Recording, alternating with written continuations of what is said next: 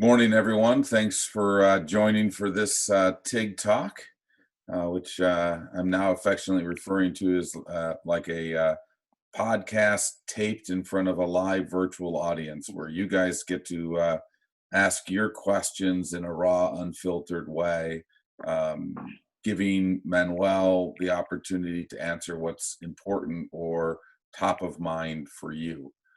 So today we'll talk about, cover a lot of topics, quite frankly, and I'll let Manuel introduce himself in just a second. But at first, a few little housekeeping notes. We want your questions, so ask away. But please do so in the Q&A, which you'll find at the bottom of your screen if you move your cursor there. That'll allow us to gather those and put them in order and fire away and put Manuel on the hot seat.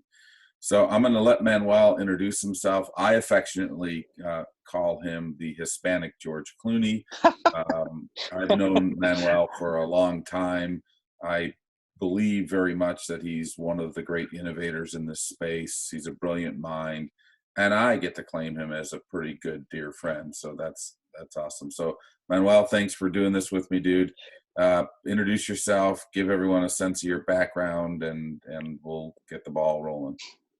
Well, thank you for the very, very, very kind words. This is probably the best compliment anybody has ever given me. Not even at home do they call me that. But I've been in the food industry for, I don't know, close to 30 years. My first attempt at it was a yogurt company that I started with my sister, and then we sold in a Mexican crisis of '95. So I've gone through many crises, and then, we can maybe talk about some war stories behind that. But in '95, we sold that company in the midst of that crisis. And at that time, I was in business school in the East, in Washington, and Rabobank was opening their Mexico City office. A friend of mine from school had been hired by Rabo, and they said, "Why don't you apply to this bank? They do food and finance, you know that." So they hired me. 22 years in the bank, Mexico City office, San Francisco.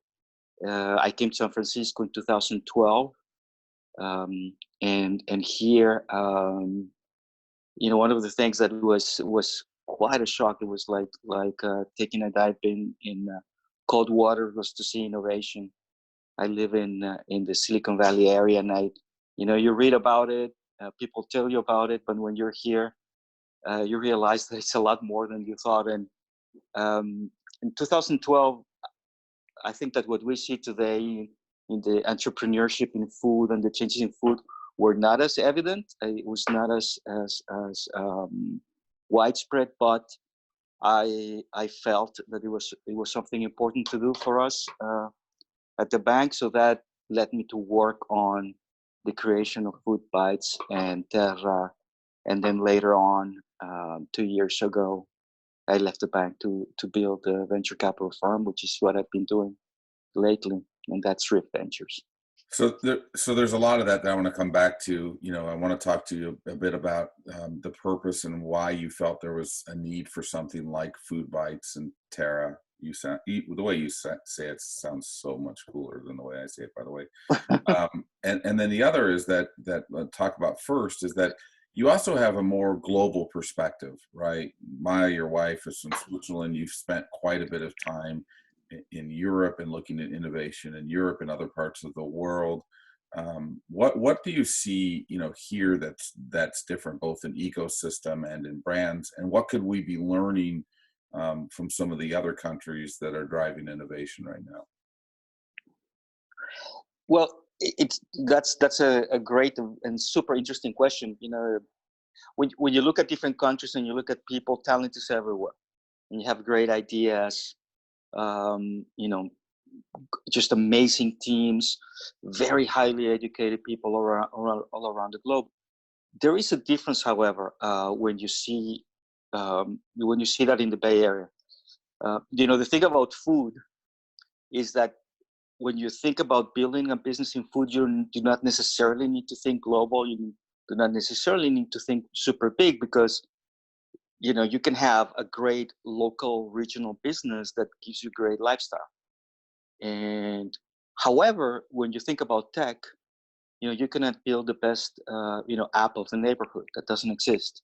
You can have the best, coffee shop in the neighborhood, or the best, ice cream from your city, but that's not how tech works. And what I saw here that sometimes I don't see in other places is the very global, very big ambition that has been trickling down from tech entrepreneurs into food entrepreneurs. So I would say that what I saw here was that impulse to have a global impact on whatever you do, and that you find more and more in other places, but here is very prevalent.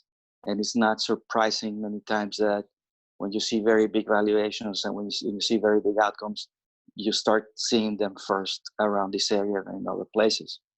And it has nothing to do with talent. It has nothing to do with the quality of idea or with the possible impact that something could have. It's just how big you think. Another thing that is very prevalent here is that idea that, and this is really very important, here failure is defined as not doing. When you act and you do and you try, that's already something that is highly appreciated. In other places in the world, failure is a stigma. So you're afraid.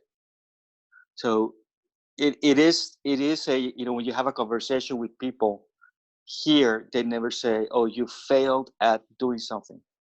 In other places, they do say that. So, there's certain elements of how things are done here that I think promote the idea of having big impacts and big ambitions. And it matters, I think. Yeah, that's interesting. I mean, that's an interesting perspective on failure, and I agree. I mean, failure here is almost a badge of honor. It's most people have. I mean, no one wants to fail. Don't get me wrong, but it's not a stigma. It's like, well, that shit didn't work. We'll try something different. So, and Yeah. that's it's part of the learning process versus an end point, right? Yeah. Let's talk a little bit about FoodBytes, and then we'll turn our attention more towards advice and thoughts and ideas for today's founders and the people on this call. But FoodBytes, it always struck me as something strange for a bank to back and create. What vacuum or what space did you see in the market that made you or compelled you to develop FoodBytes, and what was the objective of doing that? Yeah. Well, there were. It was a result of asking a lot of questions, and as I also, when I started, when I was telling you about coming here and seeing what was going on, and going to a coffee shop or anything, and everybody was building something new. That's something that you don't see everywhere. But there were many things that I was asking myself, and were part of this, actually a long process. It took I would say about a year and a half to find a model that I wanted to try. And so I went to Expo West, and I think it was 2013 or yeah, just when I came here, and it was so big, there were so many people. Walking around the aisles was super confusing.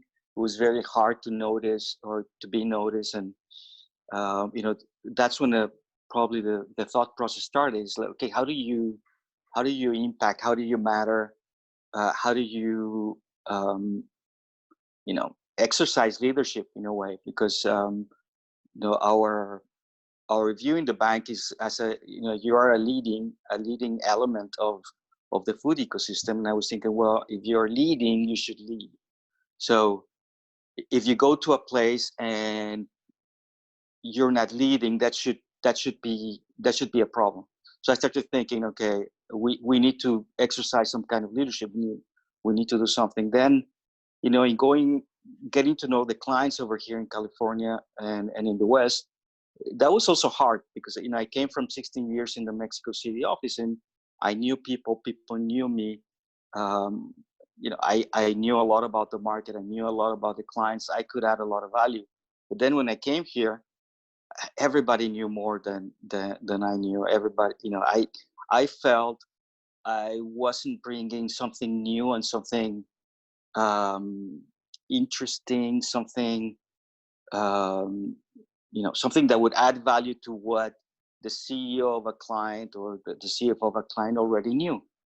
But I saw there was a like a like a blind spot in everybody's view in the larger companies, which was the entrepreneur, the innovator, the people that were doing new things, people who could disrupt.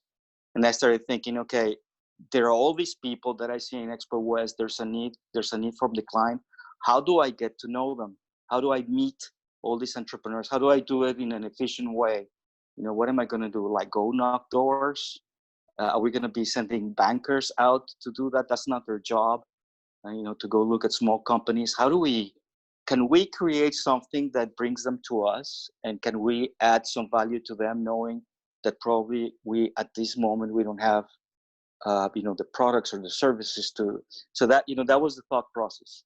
And then I was thinking, well, can we also create something that is not only adds value to the startups but also to the larger companies? Can we create a space where we can bring them all together? And at that time, one of the guys in the office, FoodBytes, he told me, "Oh, there is this event, and they're going to be pitching. It's tech, but let's go see it." So we went to see it, and it was organized by a group here in San Francisco, and it was a very cool, pitch event. And they had 10 entrepreneurs, and they had 5 minutes to pitch. There were like 70 people there in the audience, and there was beer and pizza, and it was a lot of fun. And it was quick. 2 hours, we were gone. And that's where I said, you know what? Let's do this for food. Why don't we just do that? Can we do this? And then we approached those guys and said, well, would you do this for food? I said, yeah, let's try it. And also, we want to keep a certain budget, so we needed to be super scrappy. So we tried it, and it was just like that. Okay, let's try the pitch competition. We can bring people here, invite them, and then we just sat around. How do we call it? And we went through that process. At first it was very interesting because this was like the winter of 2014 or something like that, and we were thinking about, we were going to promote the event. We're going to do it in February. And I thought, nobody's going to come to this thing. Nobody's going to apply. Like, who would do that?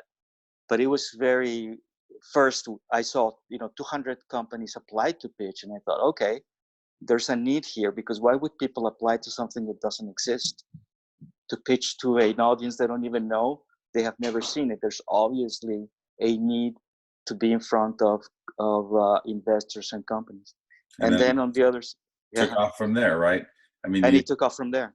Yeah, I mean, you've had all over the world. So a question on this, switching gears slightly. You've seen thousands and thousands of pitches. You've seen thousands and thousands of applications. For the founders, the people on this right now who are in the throes of a fundraise, and I want to get into a little bit more specifics around fundraising during COVID-19, but just in general, fundraising, what are the elements that you saw that were the wow factors, or that time after time produced interest by the investors in the room from those presenting? A strong mission has always been the impact. So first, you need a very good storyteller to be in front of people. You need to know how to tell a story. You need to know how to present it, and you need to have a very strong mission. You need to have a very strong why you want to do something, and that always made a difference. And presentations is something you work on. You can get a lot of help. They need to be short and all those things. But the two things that were always super, super important was that whoever was in front of the audience was very good at telling the story, and that the mission had a very strong impact. because people would immediately get interested. Oh, that's why you're doing this. And I would say that those were the two things that were, we saw things from the whole spectrum of food, from very ag, very primary, all the way to consumer. And in every case, the companies that have a strong impact were the ones that people would be looking at. So let me ask a question. And so now, you've left the bank and you've started a global venture capital fund, right? So one that really is looking for opportunities to invest in food tech, ag tech, CPG globally. Why did you feel there was a need there? What are you looking for? Where's the vacuum in that? It's very hard, and actually a lot of people don't believe in global. They think of a very localized deal flows. I think that in the end, just as we were saying, that great ideas come from different places, and the thing about managing a fund or thinking about how that business works is that you need very big outcomes. There are not many, there are only a few, and you need them because in the end you need to return the fund, and that's why you need to be open to where great ideas come from and where you think a great team is. So remember that we were talking from the very beginning about big impacts, big outcomes, global thinking. And so when you think that way and you look at any vertical in the food space, the competition is not going to be just a localized competition. Somebody is going to be a leader in that space, and that somebody can come from different places. So when you look at an investment and you look at a company, you should think, is this the company that will lead in this vertical and will compete with advantage and with a differentiation in this vertical? And in that sense, that idea can come from different places. I think that right now, probably you see more of those here in the Bay, and just look at the companies that have been having big valuations and big impact are usually around here. Not all of them, but most of them. And that's just that global view. However, I think we're going to be more and more of those coming out of Asia.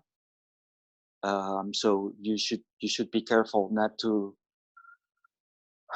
constrain yourself and make an investment in something that might not be competitive enough. So let me switch gears to these times, these really uncertain times. First of all, just just a reminder, by the way, anyone who joined a little bit late, we have the live Q&A. If you go to the bottom of your screen, you can use the live Q&A to ask your questions, raw, unfiltered questions. Make Manuel sweat a bit. Give him something hard. I'm throwing him softballs. But on given today's world and what we're seeing, how has this changed the way brands should be thinking and founders should be thinking about their future? What should they now recognize as a truth or a fundamental in their business that maybe they weren't thinking through prior to this? I think that companies should be really thinking about their independence from like the one channel, and I think we've seen that. It is very difficult to determine.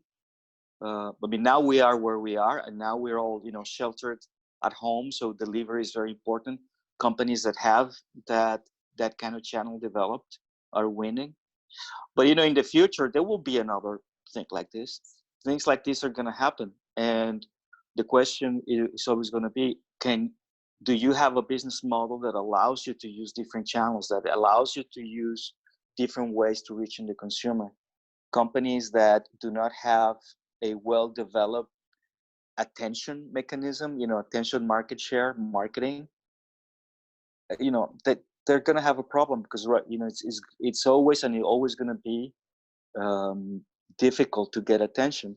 So independence, I think that from now in the future, companies should think about having not just the one way to reach the consumer, but different ways to reach the consumer, because that, maybe in the next pandemic or in the next situation like this, it's a different channel, the one that wins. And you need to be able to weather a storm and come back on the other side. Yeah, and I think, I've talked a lot about the fact that I think being nimble and lean and more capital efficient is going to be important going forward, so that when there are these moments in time, you're better prepared to withstand them than having something that's saddled by inefficiency and a large SG&A burden on the business. And I also think that some of the gambling money, and I'm curious from your perspective as an investor, if you feel like some of the gambling money is going to come off the table. So we've all seen quite a bit of capital flow into businesses at the point in their life cycle when they were still pretty young, and maybe their fundamentals weren't quite there yet, their unit economics weren't quite there yet. But there was a belief that the brand was capable of something great. I personally believe that brands are going to have to get further before they get that kind of big level of funding. They're going to have to prove greater traction. They're going to have to make it a little bit further on their own. What's your thought there? I mean, what's changed in how you're evaluating a business to invest in? So you asked two questions. So first is, about capital efficiency and about being absolutely. I think if you were not really good at this, you're going to have to get really good at this, which is know your numbers very, very well. And you and I, we've seen this many, many times, how many people start a business without having a proper budget, knowing their numbers very deeply, understanding how cash flow works very, very well. That's essential and will continue to be essential, because when you make a decision about capital deployment, you need to know how that's going to affect your budget, your cash. What does that do? Short term, long term. Very important. When you make a decision about, retrenching, like you're doing now, you can only do that rationally if you know your numbers very well, and how a change in your numbers will affect your cash. Because, by the way, I'm not talking revenues. Remember, accounts receivable will eat cash. So you might be selling on credit and creating a cash problem. So, things like that you need to know. You need to know them very, very well. Growth is the most voracious consumer of cash, because you've got more of it tied up in inventory and more of it tied up in receivables. Yeah. So the faster you grow, the more cash you need. Exactly. So, and going back to the topic that we were just talking about, and about having different channels. There are channels that eat less cash than others. Maybe the growth is different. So they might respond in a different way to different situations. And for you to know that very, very well is very, very important to make decisions, in particular when you're in a crisis. So first thing, you need to know your numbers very, very, very, very well. So do not say, oh, the finance function and the numbers function, that'll come later. No, it comes now. You need to know it very, very well. So that was the first question. The second one was, what was it? The second one is, how are you looking at investments differently now? What are you looking for today that maybe you weren't looking as closely or considering prior? Oh, the way you put it about gambling money. This is the thing that I've learned about people in finance, is that they forget very, very quickly.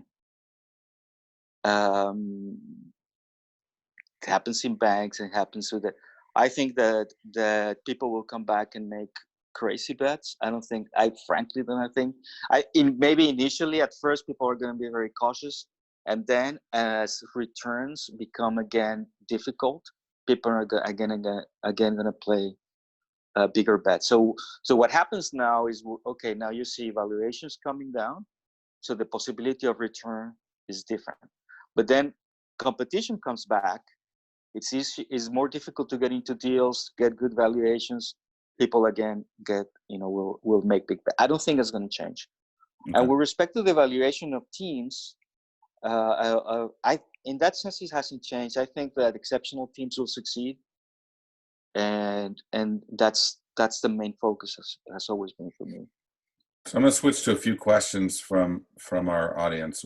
So this one is aligned with what we were just talking about. A lot of I'm going to read it. A lot of venture capital that previously offered seed stage funding has been shifting to larger checks and later stages as their funds mature, which we all see, right?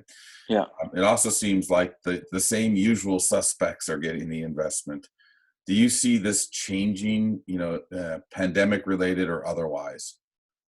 So do you see that the funds will continue to move up market, or do you see funds, being willing to get back down into raising earlier?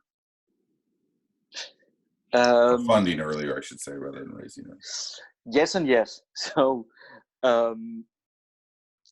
funds will always try to go up market because again, as you grow bigger, and I think everybody wants to be bigger and wants to manage bigger funds, you need to put more money to work and you need to get into bigger deals. So that's just a factor of growing. The question about seed is going to be, how early do you need to get into a company or in a company to get into the deal or to lead the deal later, or how early do you have to go in to get a good valuation and get some rights. So that's going to be a function of market, and I think it's going to come back to that again. As more competition in the larger deals, in the bigger deals comes in, you're going to have to go in earlier to get into a company that you really really like. So I don't think that's going to change. I think that both things will come back. I do not know when, but they will come back. Yeah, I mean, I've been calling it somewhat a uncertainty premium, but I think that is actually one thing that's going to stay. I think that if you're a founder who wants to attract more savvy, sophisticated investors who tend to invest later, that you'll have to find creative ways to make that attractive to them and still be, protective of, and make it as non-impactful from a dilution standpoint as possible. So you're going to have to think about the things in what you offer at an earlier stage that will say to a investor who invests later stage, this makes sense to come in. And that means it could be follow-on rights. It could be things that give them a incentive for coming in early because they can double down on the bets that they like. So I think that's going to change. It's not going to be just the simple convertible note with the normal terms, 20% discount, reasonable valuation cap and interest. There's going to be a need for more creative funding mechanisms that entice an investor. And this is a question more so, Manuel, as to whether you agree with this, to entice an investor to come in, because if they come in early, they have rights at a later date that give them an opportunity to get to the front of the line on the next bigger round. Yeah, well, this is the thing. If you are in an early company, and usually your rounds are going to be with angels and individuals, you're actually competing right now with public markets, and let me tell you why. If you're an individual, a wealthy individual that invests in companies, right now you're looking at cheap valuations everywhere, not just in startups. So if you have, I don't know, a cheap stock of a company you really really like that gives you liquidity in the public markets, and you are weighting that investment against an investment in a private company that doesn't have liquidity and more uncertainty, you're probably going to choose the other one. So yes, in order to bring in an investor that has now way more options from a point of view of possible big outcomes, because valuations are cheap in public and in private, then you have to make your offer more attractive. So yes, you're going to have to give them more rights and more reasons why they should choose your stock over a public stock that is very liquid, and that probably right now, because it's cheap, can give them a very big outcome in their view. So yeah, you absolutely have to be more creative with respect to the rights and the attractiveness of what you offer. Okay, back to some of our questions here. Question. So now, for this question, you have to kind of channel your inner clairvoyant, and as you do that, if the lottery numbers come to us, come to you, let us know there too. But when do you think, or when do you believe the fundraising market will normalize? Do you have any sense of how long it'll take to kind of return? I think it's very, very hard to know. If you look at, there was a survey very recently that I saw, of C-suite executives in the Bay Area with respect to how long this was going to last, and when are things going to come back. I think that 6 months to a year it'll take to come back to a more normal level, but it also will depend how long this takes.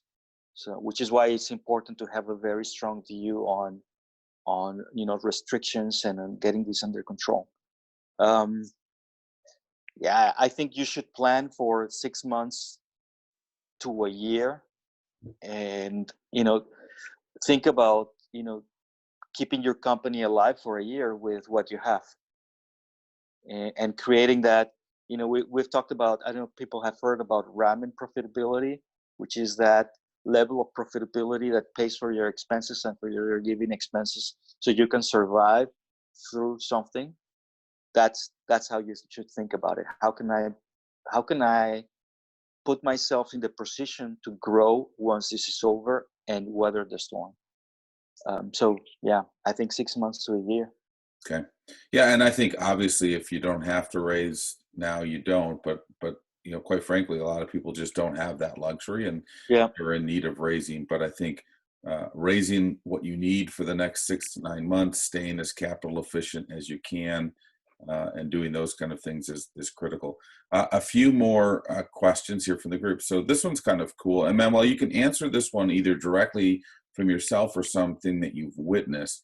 But this question comes in from Jared. Can you share a specific example of when you invested in a company very early? Why did you do it, and what did they say, and what did you see? And then also kind of what terms were attractive to you? So whether that's you personally, you've obviously also witnessed a lot of deals consummated out of FoodBytes. So whichever gives you the best way to articulate an answer would be great.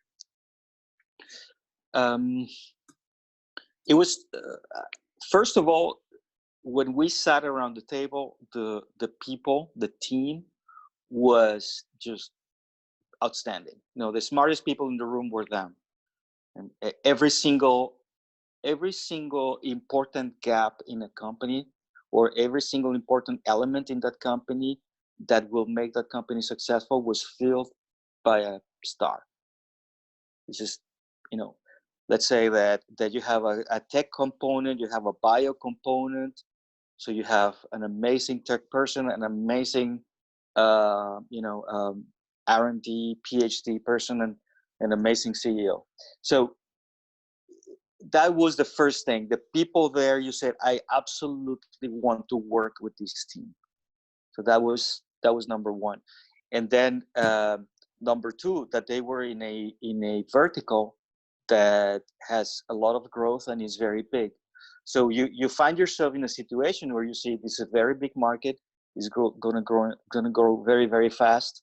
And if a team is going to succeed, it's going to be this team. So we have to get into this deal. That has always been the situation where you find yourself in a room with people that wow, you say, okay, these are just great. And even if you think the idea is not really there yet, and it's going to pivot, it's going to be prototypes and changes, you just absolutely believe that in that market this is a winning team. So it's really team first, the team and the Absolutely, and the confidence in the team, and your confidence in the team. All right, let me switch gears to another question because we've got quite a few of them. This one's interesting, and that is, if you're profitable at an early stage, how do you leverage that in this current environment? If you're profitable in, Yeah, right now, if you're an early stage brand that is actually doing the unheard of thing and delivering a profit, how do you leverage this to position yourself for growth and to weather the storm? What would you do right now as a company? That do you double down and grow? Do you hold tight? Um, you and grow. if you want to add any more to that, feel free. So, Question. you know what? Something that we have seen in other crises, 2008 and 2099, and of course these are different crises in different places, is that companies that were in a good position from a capital point of view and from a profitability point of view were able to take over the market share of those companies that didn't, and to do it very quickly. So when you're profitable and you're generating cash flow right now, first, you need less outside capital to grow. So that's important. So you are able, we were talking about dictating terms, right? So when you need less money, you are able to have a better deal than others in case you need capital. But more than anything, you can take over the white space that is being left out by the companies that cannot respond. So you should grow. Um, you should look at the spaces that are being left out and that you can access without having to deploy too much capital. So that's a little bit the caveat here. You see companies retreating, big and small. You see the white space, move into it. Yeah, I think that's great. And the other thing, though, just a couple of things I'll add. First of all, there's a difference between profitability and cash flow positive, right? Yeah. And so being really focused on cash first, profitability second. I know that sounds somewhat strange, but making sure you're cash flow positive gives you a lot of choices. It gives you the choice of, sheltering in place and weathering the storm, or it gives you the choice of picking a certain, few strategic levers that you might want to pull and going after them. And it also, quite frankly, in this moment in time, is probably going to be more attractive to investors. Investors, just like anybody, it's a strange thing. Even in early stage brands, we all have this sense as investors that there's risk, that it's risk capital. But when additional uncertainty that we're uncertain of, gets layered in, then we begin to be less risk tolerant. And so when brands come forward that have good unit economics, good pathway to profitability, that de-risks or reduces to some degree that uncertainty, and I think puts you in a position that it may be a good time to raise because you can more effectively. Another question that came in is, could you share some specific examples of, rights, warrants, other things that other considerations that we should be offering on a convertible note? So Oof. Um, I'll throw out a few yeah. while you're thinking. A couple of things I will say though about that is, first of all, obviously, always make sure you're talking to your attorney about this, because Yes. one of the key mistakes made is that you do things to entice investors now that turn off future investors later. And you don't ever want to do that. You don't want to saddle your business with a later date of investment unattractiveness. But Yeah. things that I'm seeing out there in the marketplace, obviously some basics are increasing, the discount rate and reducing the cap and increasing the Yeah. interest rate, all of which, on a marginal cost basis, typically won't cost you a ton of money, right? Because your Yeah. interest isn't going to cost you much, because that's going to convert into equity over a 1 to 2 year period. If you lower the cap, then raising the discount becomes less significant, because more than likely the cap will come into play and not the discount, but it sounds. But then we're seeing things like warrant coverage, where some percentage of the principal put in is offered in warrants that can be exercised later at an agreed upon price. We're seeing follow-on rights at a discount. So forth. But I would Yeah. say they're the key is to get in front of, is to one, have a conversation with whoever the investor is. And Manuel, I'd be curious about this and say, listen, we recognize there's a difference in the market and we're willing to be creative on terms. What would be, interesting to you, and have that to some degree, but also to make sure that you're well guided by an attorney in this space who really understands the downfield implications of anything that you're doing, because you don't want any unintended consequences. But I'll let you build on that if you want to. Well, I would say that's the number one thing. Just have a very good lawyer, because you have to be very careful that you're not giving up things that are really going to be very problematic in the future. And being that I'm on the other side of the table, I'm a little bit hesitant to say certain things that I might like. I would say the follow-on rights, because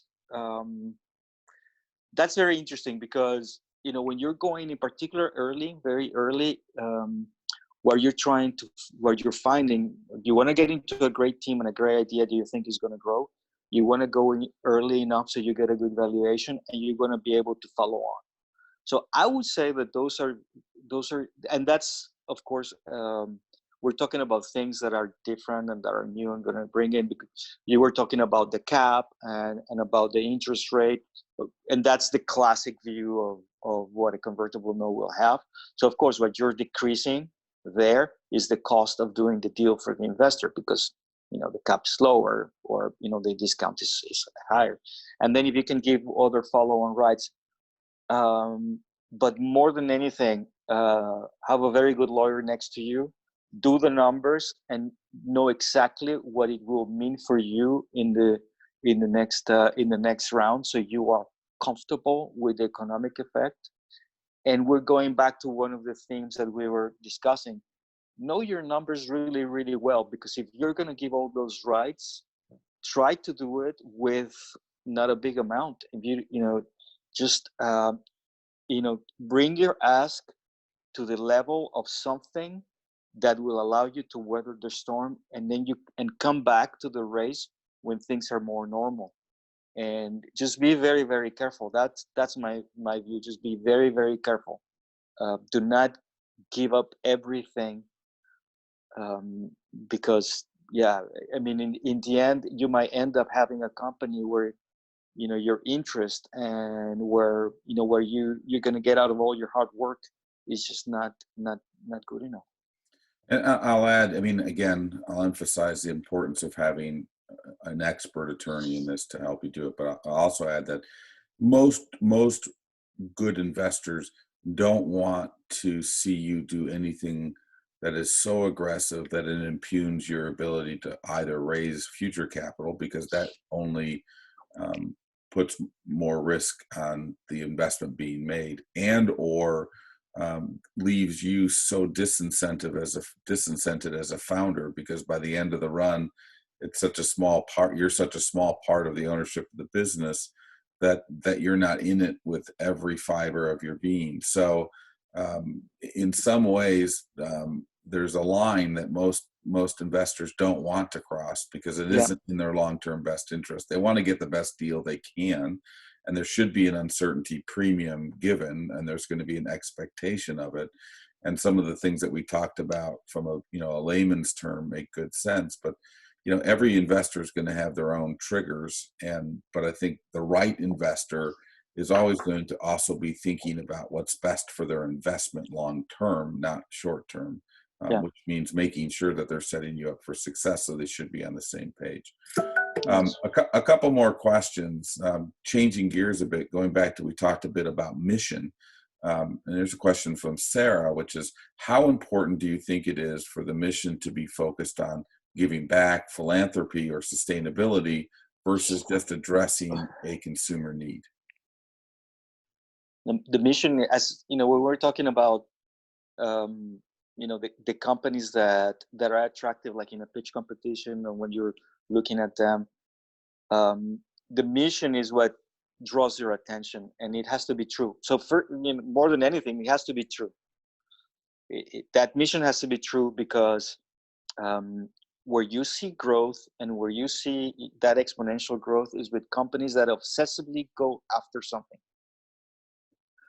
for a reason. So, whether the way to achieve your mission is through philanthropy or through one of those things, is the right way or the only way. I don't know.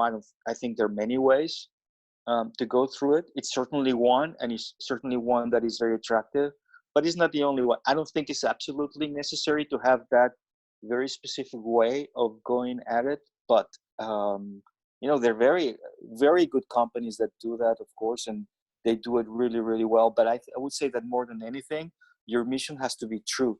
So it shouldn't be just, oh, we have the mission because that's what consumer wants. Okay, yeah, sure. But is that going to make you obsessively go after achieving that mission? Probably not. So that's what's important. It should be something that brings you and makes you go after achieving that vision relentlessly, and that's what makes it the difference. Yeah, and I would agree wholeheartedly. Mission can't be window dressing. It has to be authentic. Yeah. It has to be what is the inner motivation of the team and the business as a whole. And everything that we do should be, as we build. I mean, let's just be honest. We're building brands for a myriad of reasons. One of which is obviously to solve a problem in the market or meet an unmet need, and the other is to capitalize on solving that problem. So there's nothing wrong with being a dirty capitalist, and so not everybody has to be giving back philanthropically, because the truth of the matter is the best, and this is opinion, and anyone on this call can completely disagree, but I believe the power to solve most things lies in commerce, and good economic models pointed in the right direction, trying to do good, but doing good through good economics will create more improvement and more change than just philanthropy or philanthropic efforts. So, and let me tell you, when I think about being optimistic about surviving through this coronavirus and through this thing, for me, it's because of greed. I know that right now there are an enormous amount of teams going after vaccines and solutions for this, and one of the reasons for that, because there's a lot of money behind it. So I know, so a lot of people, very smart people, are working on it. Yes, because it's good, but also because it's greed and ambition. Sometimes, many times, it does work. So that is happening, makes me optimistic. Now, going back to what you were saying about the mission of being true to it, it can't be window dressing. Absolutely, yeah. It can't be. It has to be true because it shows. And again, because people that obsessively get out of bed in the morning to achieve a mission is because they believe in it, and you can see it and you can feel it, and there's no doubt. So here's a question, and the person writing the question titled themselves Elliot's Better Looking Brother. So we know that it has to be Chuck. Has to be Chuck. I was going to say that. Has to be Chuck, who has those delusions of grandeur, who always thinks that he's the better looking one. He is one of those attorneys, though, that you should talk to if you need good advice, because he's creative. But his question is, to you, Manuel. I won't read it. No, I'm kidding. What's the most important right now? What's more important right now?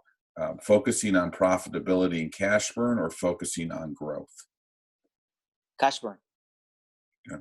Yeah, profitability and cash burn. I think that so when we were saying about the company that is profitable and knows how to manage their cash and growing, so we were saying it from the caveat that be very careful with capital deployment that's going to eat cash. So when you see a white space that somebody's leaving because of the situation and you move into it, just do it very carefully. So because you know that first, you don't know how long this is going to take, and you don't know how long until markets come back. So you cannot make a move thinking that, we're going to get funded and we're going to find the money. No, this is not the time. Maybe you will not. So whatever you do in growth has to do from knowing that you have the money, the profitability, and the cash to do it. So growth right now comes after you think about profitability and cash burn. In the past, we had a different view. Oh no, let's grow, we'll find the money. Right now, you do not know if you will find the money, and you don't know how long until you are back in the situation where you will find the money. So you have to think about it that way. So here's another really cool question. We're going to start doing some rapid fire questions. Yeah. So just to get through quite a bit that are left before we end at 10:30. And this one is, how do you keep investors excited about your brand if they're not investing right now? So there are a lot of people who are saying, I'm keeping my powder dry, or you're too early. But how do you keep them engaged? What advice do you give to a brand in terms of staying top of mind with you as an investor? I think that you should think about the attention market share of your consumer. Continue to be exciting for the consumer, and show that you can be successful and survive through this. That is impressive. So when you see companies that take advantage of the situation and understand how to manage the company, that know how to manage the money, that know how to identify that white space, maybe move into it without deploying too much cap, that's impressive. Going back to the team, okay, these people, they knew how to respond and what to do. Focus on that and just keep informing. We did this. Just be very good at it. This is the thing, when an investor says that they're keeping their powder dry, and let me put everybody in the perspective of what's going on. So first, if you have a big portfolio of companies, your first view is going to be to first see that those companies have what they need. So if you have some dry powder, maybe you're going to save it for them first instead of a new investment. So that's why they're saying we're keeping the money. But another thing is happening in the case of many VCs, the LPs are asking them not to call capital. So even though technically they have dry powder, in reality they don't have it, and that happened in the past and is happening now. So many times the reality is that actually they don't have dry powder. So again, and I'll just add just some really quick, just tactical stuff. If you're not producing a monthly update that covers kind of what's going well, what you're struggling with, and any asks, and circulating that broadly to current potential investors, influencers, and so forth, you're missing an opportunity. Yeah. It doesn't need to be fancy. It doesn't need to be pretty, but that is a way. And even if they don't read it, that you're remaining top of mind. And that is so critical, because I will tell you, when you raise money, you typically raise money from warm relationships, not from cold relationships. Yeah. And the more of those relationships you keep warm, the more at the ready they're likely to be the next time you raise, even if it's not this time. So produce a really simple, and it needs to be quick and easily digestible, pun intended, to get through. Okay, so a couple more questions. I've got 5 minutes left, so we'll have to be quick on this one. What metrics do you look for in considering investment in an early stage kind of bootstrap company? Is it revenue? Is it growing customer base, et cetera? And I certainly have my take on that, but in 30 seconds, what do you got there, Manuel? Well, depends on the vertical, but if you're thinking about brands, you want to see the growth. Yep. And it depending on their channel. So it's a different metric depending on what the sales channel is going to be, but you want to see growth because you want to see them being accepted by a broad group of clients. Again, if you're looking for big outcomes, that's what you want to look at, growth. Yep. And I think that's slightly different now, and because there's a few other questions that are similar to that. And I think growth for the sake of growth is not the thing that people should be chasing, because a lot of people will drive growth through ACV growth, through distribution growth, and also a lot of people make, I'm just being blunt, make bad choices about where they grow. So you get some initial growth by going into the wrong retailer, but that's not sustainable growth. I think the number one and two things that going forward most funders are going to look for beyond team, beyond white space and all of that. But in talking about operationally, or is can you demonstrate traction within the channels that you're in, and are you in multiple channels? So you've diversified your reach to the consumer. I think those are 1 and 2, and then interrelated to that will be, can you do 1 and 2 in a capital efficient way?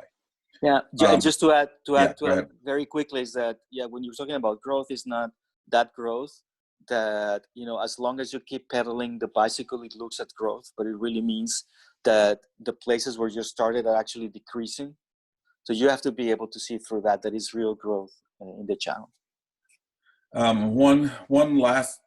Two last questions. One will be a wrap-up question, but this is an interesting one, and it's about teams. So, I'll combine 2 questions here on this. And one was, as you evaluate, you look at great white space, great opportunity, all of the things, great mission, everything lines up. Founder's a good founder, but the team isn't quite there.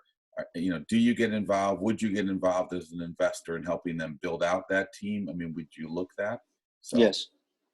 Okay. Yeah, absolutely. And so what you want to see in a founder when they're just starting, there are gaps in the team because that's the moment where they're in. What you want to see in them is that they know what positions they need and the kind of person they need, and that they are not afraid of having people that are super smart in their team. And that's really important. Some people do not want anybody to outshine them. And that's bad, because that means they're not going to hire great people in their team. So that's what you want to see, that people are willing to build. And a follow-up or similar question from that comes around, strategies for hiring over the next 3 to 6 months. And I'm going to answer this one really quickly. And that is, if you have done these things, if you're capital efficient, if you're not growing for the sake of growth, if you've got some ability to sustain through this, now is a fantastic time to find that next great team member. Mm-hmm. Because truthfully, other brands who did not position themselves well have had to make difficult decisions, and there's going to be some great talent available in the marketplace. So if you can do it, take that. And there's a follow-up question I see popping up on the chat: where to find talent? I mean, all over. Lean into your network, lean into LinkedIn, use recruiters, whatever you need to do. But there is talent out there to be had. Okay, very last question, because we're out of time. There's some other questions which I'll get to Manuel and try to circulate back to the registrants. And there was a question too, just as a reminder.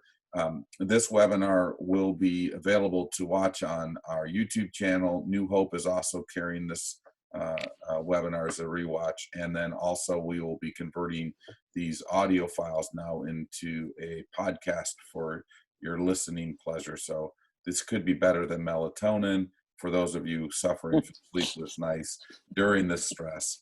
I could be the voice that lulls you to sleep. Exactly. Just turn it on at night. So to wrap up, last question, and it comes from our insecure friend who thinks he's the better looking brother of me. If you could give only one piece of advice to folks looking to raise early stage money right now, what would it be? The one big takeaway? Go to people that you know, people that trust you and are close to you. So it's going to be easy to do it through, referrals of people that are very close.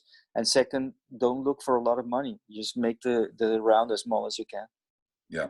And I'll just say 6 to 9 months worth of money on terms that excite and entice an investor, and make sure that you go through your cash flow with a fine-tooth comb and identify any and every way that you can reduce discretionary expenses and speed up the conversion of order to cash. Manuel, how do folks reach you if they're interested in learning more? My email, manuel@riffventures.com. Great. Thanks so much, everyone, for joining. Appreciate it. Manuel, good to see you. Thank you, man. Everyone have a great day, and we'll get this recording and information out shortly. Take care. Thank you. Bye.